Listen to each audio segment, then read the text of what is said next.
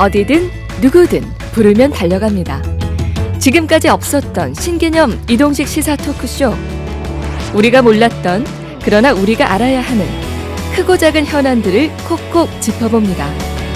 시시콜콜 택시. 오늘의 주제는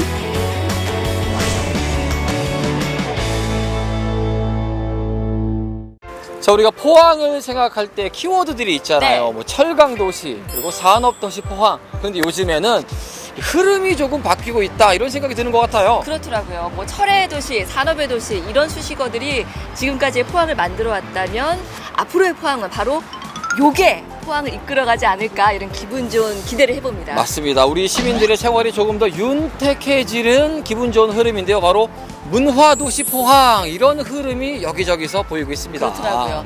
이 문화도시 포항으로서의 현재와 미래를 오늘 시시콜콜 택시에서 한번 짚어보죠. 그리고 그 부분을 제대로 짚어주실 분을 지금부터 모셔보도록 하겠습니다. 네. 누굽니까? 포항문화재단 차재근 대표님 모시겠습니다. 반갑습니다.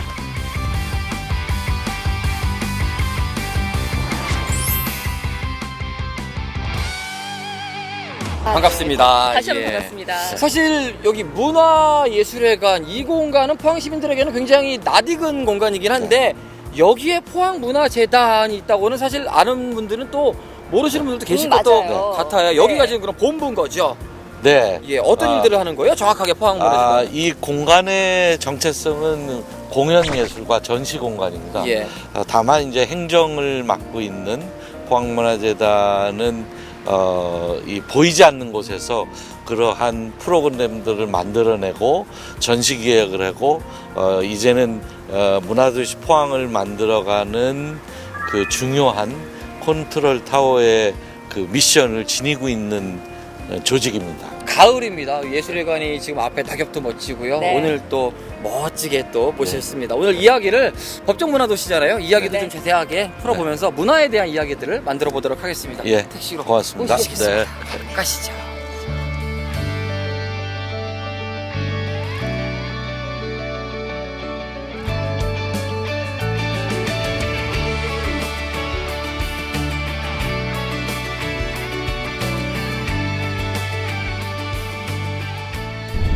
언젠가부터인가 네. 말이죠.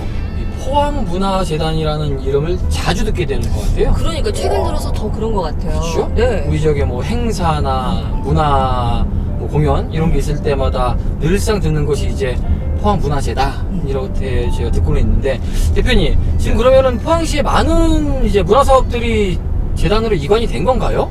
네, 그렇습니다. 그러면 지금 많은 분들이 포항문화재단이 이제 생겼다. 그 중에서 내가 겪어봤던 것 중에서 많은 것들이 있었던 것 같은데 어떤 게 있었나 또 생각하실 수 있거든요. 좀 대표적으로 했던 것들 좀 이야기해 아무리 주시겠어요? 대표적인 게 이제 포항시의 대표 축제로 들 수 있죠. 포항 국제불빛축제라든가 스테라트 페스티벌이라든가 또 거리예술 축제, 또 호미곶 해맞이 축제, 이러한 축제 업무가 재단에서 지금 집행을 하고 있고요. 그와 더불어서 이제 새롭게 이 정부마다 생기는 트렌드 사업이 있거든요. 이제 문화 공간을 운영하는 업무, 그리고 이제 가장 중요한 정부에서 이제 법적으로 문화도시를 지정해서 5년간 200억을 지원하는 법정 문화도시 사업이 있습니다. 그래서 우리 포항이 문화특화지역, 문화적 도시 재생 사업을 연달아 해왔고, 그 연장선상에서 최종 목표였던 법정문화도시 예비도시에 작년 그 12월에 선정돼서 올 12월 본지정을 위해서 굉장히 아주 부단한 노력을 하고 있습니다. 그래요. 법정문화도시. 이게 또 요즘 우리 포항에서는 아주 큰 이슈입니다. 요게 어떤 건지, 어떤 과정이 지금 있는지, 현 시점이 어느 정도인지 설명 한번 더 들어볼게요. 네. 법정문화도시는 저희 현장에 있는 전국의 문화 전문가 뿐만이 아니고 많은 지방분권 전문가들이 아마 정부 시립 이후에 가장 분권형 사업에 맞는 사업이라고 지금 판단을 하고 있습니다. 그거 왜 그러냐면 지역이 스스로 계획을 설계하고 예산 설계권을 갖고 있는 사업이 사실 문화예술 분야뿐만 아니고 다른 분야에서도 없었거든요. 근데 이제 이 사업은 아예 5년이라는 기간을 정해놓고 법에 의해서 이 문화도시 사업을 진행할 수 있도록 확정을 한 거예요. 다만 예산 규모가 있으니까 공모를 통해서 경쟁 방식이라는 어려운 과정은 있지만 예. 다행히 저희 이제 포항은 예비도시라는 관문을 통과를 했고 이제 본지정이 된다면은 앞으로 이제 5년 동안 이미 포항시가 제출한 조성 계획을 가지고 차근차근 법정문화도시 5년 동안을 진행할 거고 법정문화도시 5년 이후에는 지속 가능한 그 컨텐츠가 마련이 돼야 되거든요. 예. 그래서 그 지속 가능한 컨텐츠들은 지역문화 특성화 브랜드 전략으로 각 도시가 하고 있습니다. 근데 저희 포항은 그런 면에서는 상당히 전략적으로 계획을 세워서 문화와 혹은 산업과 그 관광 이것이 어우러지도록 어떤 시너지 효과를 낼 수 있도록 특성화 브랜드 전략을 마련해 놓고 있습니다. 그렇군요. 근데 지금 이 예비도시가 10군데가 선정이 된 거죠? 네. 그거 경쟁률이 좀 치열했었나요? 작년에 19개 도시가 꽤 많이 오. 도전을 했군요. 19개 도시가 신청을 해서 결국은 9개 도시가 탈락을 했죠. 예. 네. 그러면은 지금 10개 도시가 남은 거잖아요. 발표는 언제쯤이고 네. 몇 개 도시 정도가 선정이 될까요? 발표는 이제 12월 5일 날 최종 그 예비도시간 PT를 하고 얼마 안 남았네요. 네, 최종 평가 PT를 하고 그 결과를 바탕으로서 이제 본도시가 지정이 되는데 현재 이제 국회에서 예산 과정이 있기 때문에 최소 5, 6개에서 국회 예산 정액이 잘 된다면 특별한 하자가 없는 한 워낙 예비도시가 되기 위한 노력이 상당히 그 열정적이었고 또 예비도시 된 이후에도 1년간은 각 지자체의 예산으로 예비사업을 진행하고 있기 때문에 네. 예비도시 10개 도시가 그대로 선정될 수도 있는 그런 그 목표치를 갖고 있습니다. 그러면은 지금까지 해왔던 1년간의 예비 사업들이 굉장히 중요한 부분이 되겠네요. 네. 예.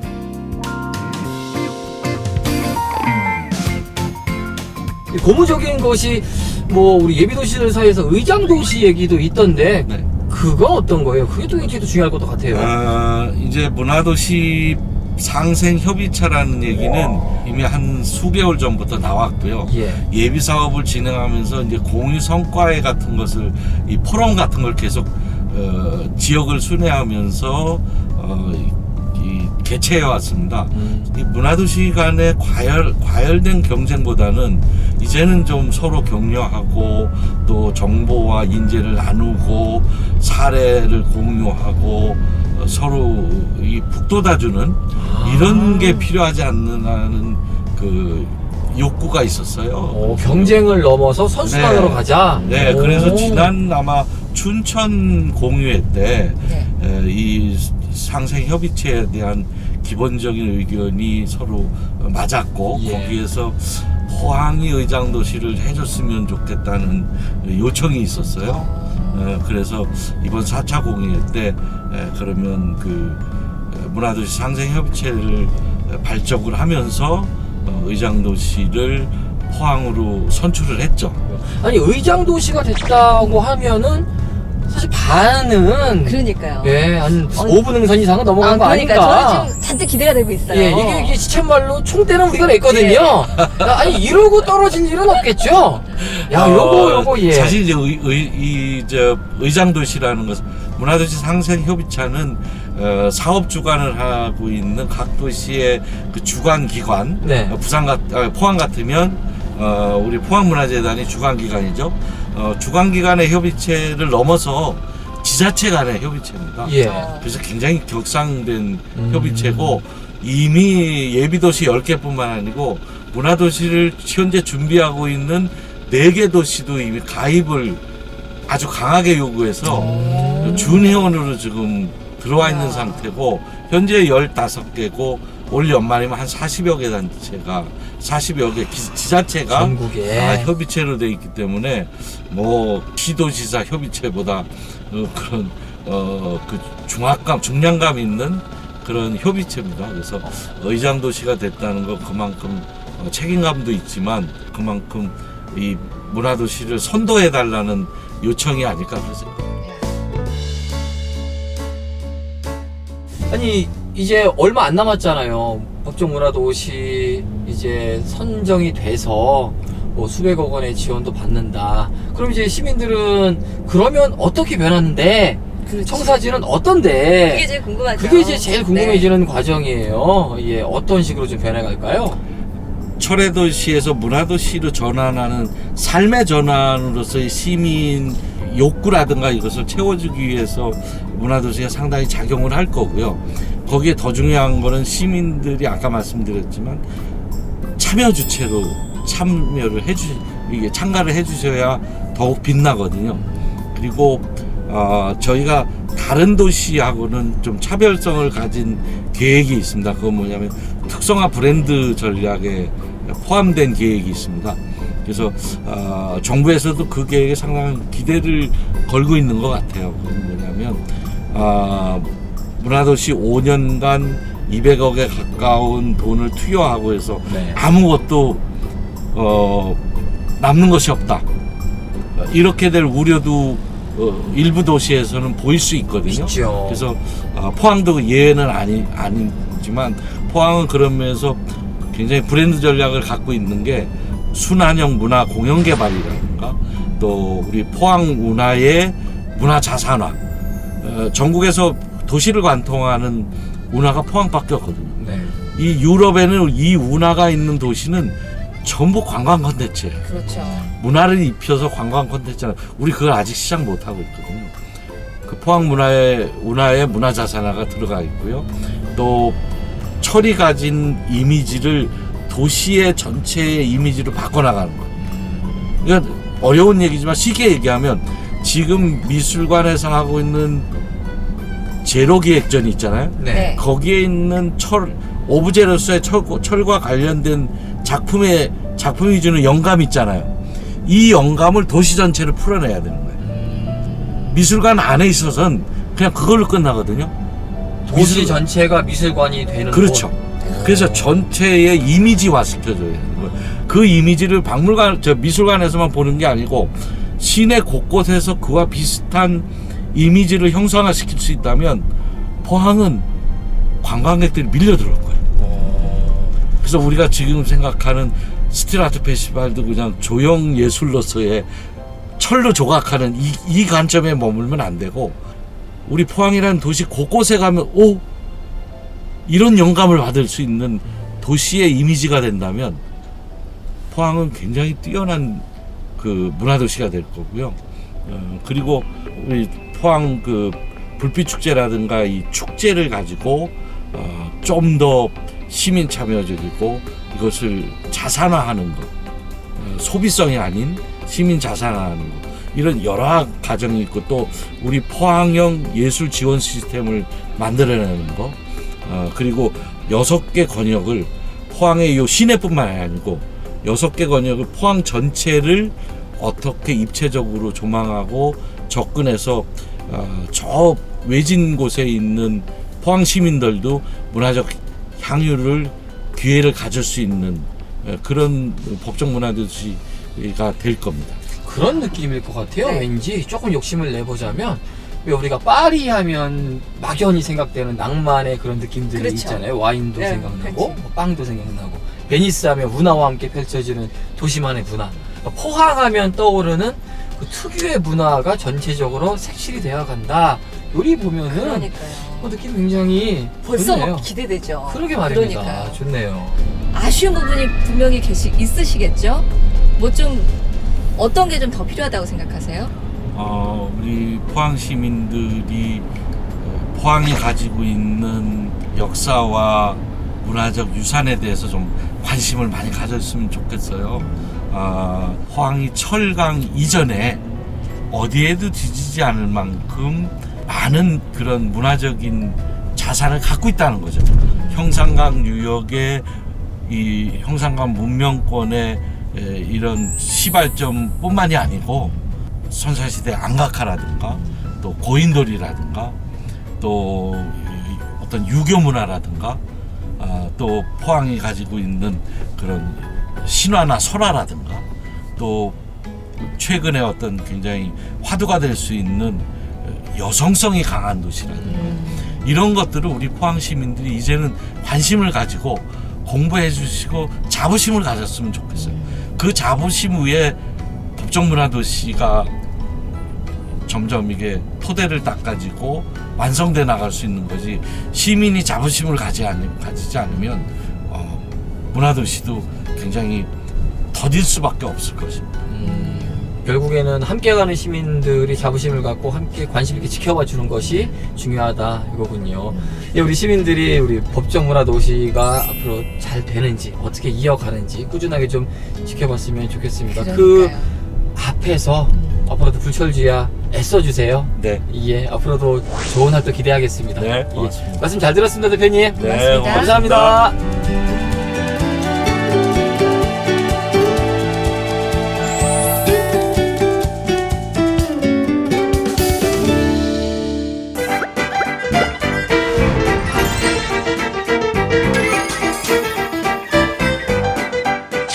나들이 하기 좋은 계절을 맞아서 시시콜콜 택시가 새롭게 준비한 코너입니다. 이름하여 거가 어데고.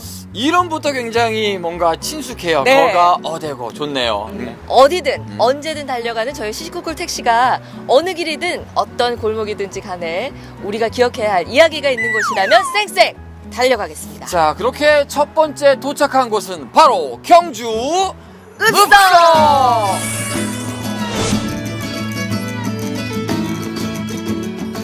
경주 읍성, 사실은 많은 분들이 알기도 하지만 잘 모르기도 하는 부분이에요. 맞아요. 예, 저희들이 설명하기에는 굉장히 어렵습니다. 역부족이죠. 그래서 네. 오늘 길잡이를 모셨습니다. 누구신지 나와주세요. 반갑습니다. 달려갑니다. 자, 반갑습니다. 네, 반갑습니다. 예, 먼저 선생님 소개 부탁드립니다. 예, 저는 국립경주박물관 대학에서 답사를 지도하고 있는 손수엽이라고 합니다. 반갑습니다. 반갑습니다. 그러니까 경주 문화 해설사, 네. 저희가 이렇게 해설사님이라고 부르면 예, 그래도 됩니다. 되는 거죠? 좋습니다. 얼마나 오랫동안 시민분들, 관광객분들을 상대로 해설사 일을 하셨어요? 1989년부터 했으니까 뭐 약 30년 정도 됐겠네요. 예. 완전 최고 전문가시네요. 그렇진 않습니다. 그러면은 뭐 많은 분들을 오랫동안 만나시기도 했지만 그 오랜 시간 동안 경주의 발전 과정, 그리고 경주의 역사 과정, 발굴 과정들을 다 지켜보셨을 거 아니에요? 뭐 그렇죠. 제가 이제 경주의 원주민이지 않습니까? 예. 그러니까 뭐 다 우리 놀이터이기도 하고 어느 날 지나가다 보면 뭐 무덤이 깎여 나갔다가 발굴되다가 다시 복원되다가 이런 모습을 보고 지내왔죠. 예. 저희가 새 코너 거가 어데고 첫 번째로 지금 저희가 찾아온 곳이 경주 읍성이에요. 네. 이 경주 읍성을 처음으로 잡은 데에는 그만큼 이 경주 읍성이 가치가 있고 의미가 있을 것 같거든요. 네. 그래서 우리가 경주하면 전부 신라 예. 이렇게 뭐 대변할 수 있다 하지만 사실 역사란 것은 계속 물처럼 흘러가기 때문에 이 경주에는 고려, 조선 역사로 이어져서 지금까지 있는 것이거든요. 그래서 오늘 신라를 약간 벗어나서 고려 시대 때부터 조선 시대를 한번 다녀볼까 그렇게 해서 얘기를 잡았습니다. 네, 재밌겠어요. 예. 늘 우리가 뭐 천년고도만 네. 얘기했는데 네. 신라가 아닌 고려 조선 때의 경주의 모습. 그렇죠. 오, 새롭다. 재밌겠네요. 그죠? 네. 예, 지금 저희가 있는 곳이 읍성이잖아요. 그럼 그렇죠. 일단 이 읍성 주변을 한번 둘러보면서 이야기를 한번 쫙 한번 들어보죠.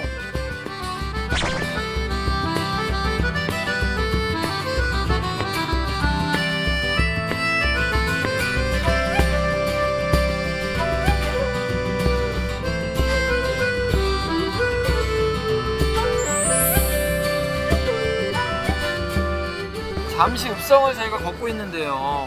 여기가 분위기가 그래도 최근 몇 해 사이에 많이 변했죠. 그렇죠. 가게들도 많이 바뀐 것 같고 어떤 식으로 좀 변했어요? 뭐 그전에는 이 읍성 자체가 가정집 담장이기도 하고 또 학교 담장이기도 하고 뭐 집들도 들어서 있었는데 보다시피 잘 정비된 것도 있지만 옛 모습을 그대로 가진 곳도 있죠. 네. 그래서 오히려 이것이 더 정말 친밀하다고 할까? 예, 그런 느낌이 들죠. 여기 보면은 돌이 아랫부분이랑 이제 위랑 다르잖아요. 그렇죠. 이 아랫부분이 이제 옛날 돌들인가요? 그렇죠. 그대로이고 예, 윗부분은 이제 확인 표시나죠. 네. 지금 저희가 눈에 확 띄는 것이 읍성 옆으로 해서 돌무더기들이 지금 네. 쭉 있거든요. 네. 뭐지? 요거는 꼭 보셔야 된다고 말씀을 예. 하셨잖아요. 예, 어떤 여기 있는 돌들이에요? 돌들은 대부분 주춧돌이거나 예. 아니면 탑에 사용됐던 탑의 재료 일부이거나 그런 것들인데 전부 신라시대 때 어떤 절이라든가 건물에 쓰였던 것을 고려시대 때 이 성을 지으면서 이제 성벽에 막 이렇게 채워넣었던 거죠. 예, 예. 그것을 정비하는 과정에서 이 성벽에 박혀있던 신라시대 돌을 따로 이렇게 모아서 전시를 하고 있습니다. 그러면은 연수가 굉장히 오래됐겠네요, 나이들이. 그렇죠. 뭐 1500년 정도. 1500년. 이 돌에 보면은 지금 다 제각각인데 네. 혹시 선생님이 이 돌들을 보시면 어느 게 고려시대 거고 어느 게 조선시대 거고 이런 것도 아세요? 알죠. 정말요? 야. 책 봤을 때 네. 아주 균형이 잡히고 아름답고 멋있다. 그러면 신라시대 때 뭔가 약간은 어색하다. 밸런스가 안 맞다. 예. 이러면 고려시대. 그러면 선생님께서는 이 돌들을 보시면 네. 어떤 게 돈이 되겠다, 네. 어떤 게 안 되겠다 아십니까? 저는 돈으로 안 보고 전부 역사로 봅니다. 이야. 욕심이 없습니다. 예를 좀 더 추가해서 네. 들어주세요. 그럼 요 저희가 보이는 돌들 중에서 어떤 게 신라시대 거고 어떤 게 고려시대 거라고? 여기는 보시면 돌들은 다 신라시대 거라고 보면 됩니다. 아. 그리고 긴 돌들은 이제 건물 아래쪽에 기초 부분에 사용했던 거.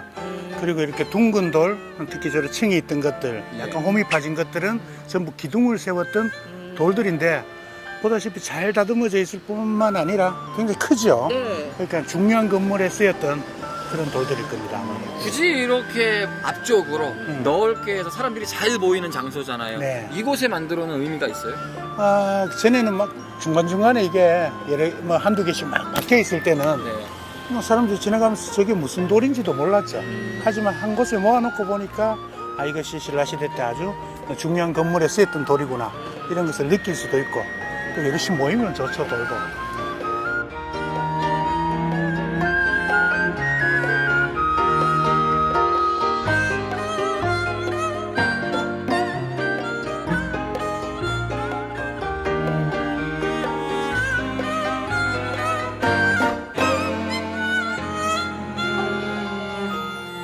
근데 이 고려시대부터 있었던 이 귀한 돌들이 네. 이렇게 마당에 막 나와 있어도 되는 건가 싶어요. 그렇죠. 약간의 뭐 도난의 위험성도 있고. 네. 하지만 뭐 경주니까 이 정도지.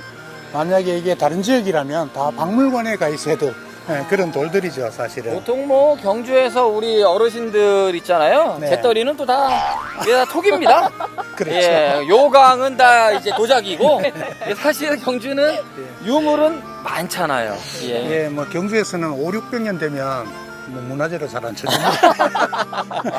아니 좀 이렇게 걷다 보니까 네. 인상적인 부분 중에 하나가 집이죠, 집이에요. 그러니까 성벽 안쪽에 있는데 굉장히 오래되기도 했고 그렇죠. 이런 건 어떻게 저희가 받아들이면 될까요? 그러니까 이게 이제 역사의 흔적이라고 할까, 뭐 고려시대, 조선시대 유물과 유적과 1960년, 70년대 집들이 같이 이렇게 공존하고, 그러니까 이 성벽 자체가 이 집의 담장이죠, 그냥. 아, 집의 담장이 성벽인 거군요. 그렇죠, 예. 야, 그 느낌이 좀 그러게요. 희한하네. 예. 옛날에는 그런 집들도 많이 있었을까요? 네, 글쎄요. 제 개인적인 생각에는 이런 집들도 네. 다 우리 흔적이니까 약간 고려해서 좀 보존할 필요도 있지 않을까 그런 생각도 드네요. 저는 지나가면서 여기는 뭐 예산이 부족했나? 왜 이거를 철거하지 않았을까 생각을 했는데 아마 그런 문제도 좀 있겠지만 어쨌든 뭐 철거하고 완전히 새롭게 단장하는 것만이 능사는 아니죠. 뭔가 그냥 있었던 것을 그대로 시민들에게 보여주는 그렇죠. 것도 역사를 보여주는 방법이니까. 그렇습니다. 예. 좀 성벽을 쌓기 위해서 네네. 다듬은 돌도 있지만 네. 저 귀퉁이에도 보면 신라시대 탑에 사용됐던 네. 몸돌도 네. 확연히 표시가 나죠. 이 돌들은 신라시대 탑에 사용됐던 탑의 재료이거든요.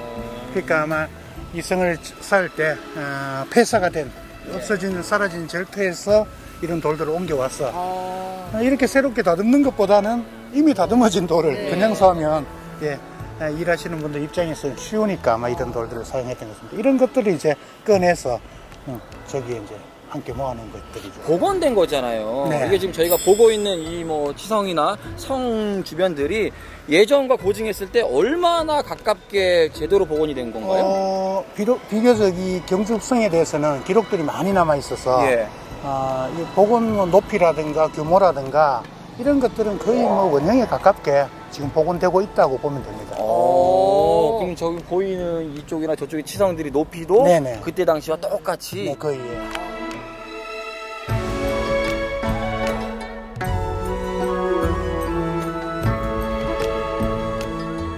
무엇보다 재밌는 게 네. 고려, 조선 시대의 경주를 이렇게 엿볼 수 있다는 거는 이거 뭔가 시대를 넘나드는 것 같고 네. 우리가 그동안 접해보지 못했던 것 맞습니다. 같아요. 예. 새로운 경주를 만나는 느낌이에요. 맞아요. 네. 예, 그렇죠. 뭐 이쪽에서는 또 이렇게 멋지게 우리의 옛 문화들이 있고 네. 차선 하나만 뒤에 가면 우리가 지금 살고 있는 우리네 지금의 모습들이 현재가 이렇게 있잖아요. 있고. 근데 참 반갑지만 저는 좀 깜짝 놀랐던 것이 아니 저 뒤에 성동시장이 바로 가까이 있네요. 길만 건너면 돼요. 예. 그렇죠. 이 읍성이 어떤 과거의 흔적이라면 또 지나온 흔적이라면 성동시장은 현재의 숨결이죠. 우리가 그렇죠. 호흡하고 있는. 네. 네. 아니 사실 그러면은 저는 몰랐었거든요. 읍성 몇 번 와봤는데 성동시장이 근처에 있는 거는 몰랐어요. 사실 같이 갈 수 있는 관광 콘텐츠로도 좋겠다 생각도 그러니까요. 드는데 왜 그런 부분이 잘 네. 알려지지 않는 걸까요? 예, 이제 경주는 뭐 얘기가 아니어도 워낙 유명한 사적이 많으니까 하지만 이 시장과 어우러져서 시장과 함께 이 읍성을 잘 홍보한다면 경주의 새로운 그런 콘텐츠로 자리매김할 수 있지 않겠나 맞습니다. 기대를 하죠. 여기 한 바퀴 이렇게 산책 쫙 하고 나서 길 하나 건너서 성동시장 가서 맛있는 것도 먹고. 그럼요. 그러게요. 뭐 여행의 가장 큰 즐거움은 역시 먹는 그럼요. 거. 맛집이죠. 선생님은 뭐 그런 말씀 안 하셔도 드시는 것 같기는 합니다. 아니, 실제로 많은 관광객분들에게 해설하시다 보면은 많이 물어보잖아요. 어디 그렇죠. 맛있는 거 있고 예. 어떻게 가면 좋은지. 성동시장을 찾아오시는 분들이 읍성이 근처에 있는지 모르죠? 그렇죠. 오히려 시장만 왔다 간다든가 네. 아니면 그냥 이 읍성을 무심코 지나치다가 또 시장을 못 본다든가. 맞아요. 예, 그래서 이 읍성에도 시장을 홍보하고 시장에서도 읍성을 홍보하고 그런 것도 필요하겠죠. 네. 옛 것과 지금 거. 요거는 좀 한번 경주시에서 고민해 볼 만한 숙제가 아닐까 하는 생각이 듭니다. 네, 그렇게 나가야죠. 여기 성동시장. 아, 이 거리가 이제 새벽부터 새벽 5시 정도 되면 이제 오. 깨어나기 시작하죠.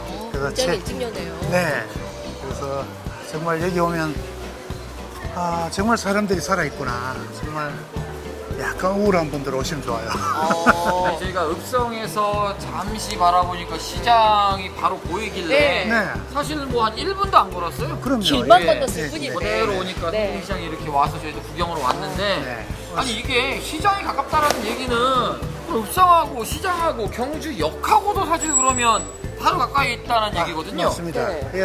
이 시장이 조선시대 때도 이 근처에 계속 시장이 열리던 예. 그런 장터입니다. 그러니까 뭐 계속 이어지고 있는 거죠, 역사가. 우리가 참 경주 읍성에만 왔다 가면 조금 심심했을 텐데 네.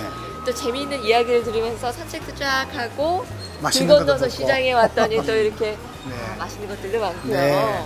기분이 확 풀어지는 것이 네. 너무 그리고 좋네요. 이쪽 길은 그야말로 먹자골목. 엄청 도넛. 추천하고 네. 싶어요. 아니, 다른 것보다도 네. 우리 해설사님께서 먹자골 먹으니까 뭔가 신이 나시네요. 네, 표정이 밝아지셨어요. 저도 모르게. 아니, 사실 이게 성동시장 말 그대로 경주에서는 유명한 시장이긴 하지만 네. 이게 읍성과의 연관된 콘텐츠를 빼놓을 수는 또 없는 부분인 것 같아요. 굉장하죠. 네. 역사도 보고 네. 먹거리도 찾고 또 삶의 정말 땀의 현장, 숨쉬는 현장도 보고 이게 역사죠. 네. 읍성에서 조선의 경주를 봤다면 여기서는 지금의 경주를 볼 수 있다는 거잖아요. 그렇죠.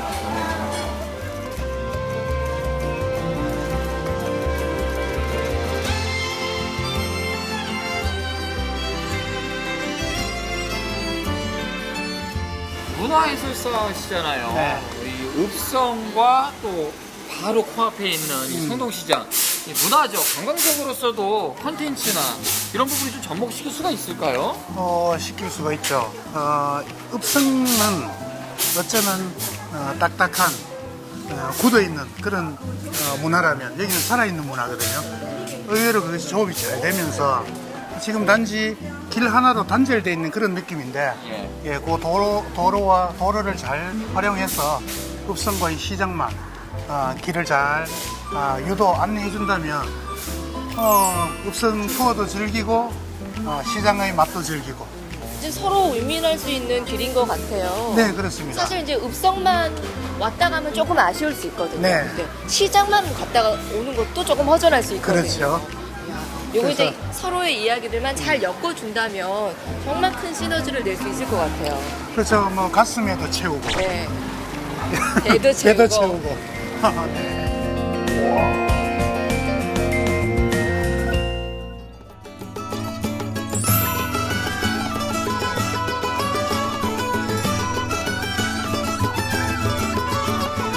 그때 조지훈 선생님은 서울에 계셨거든요.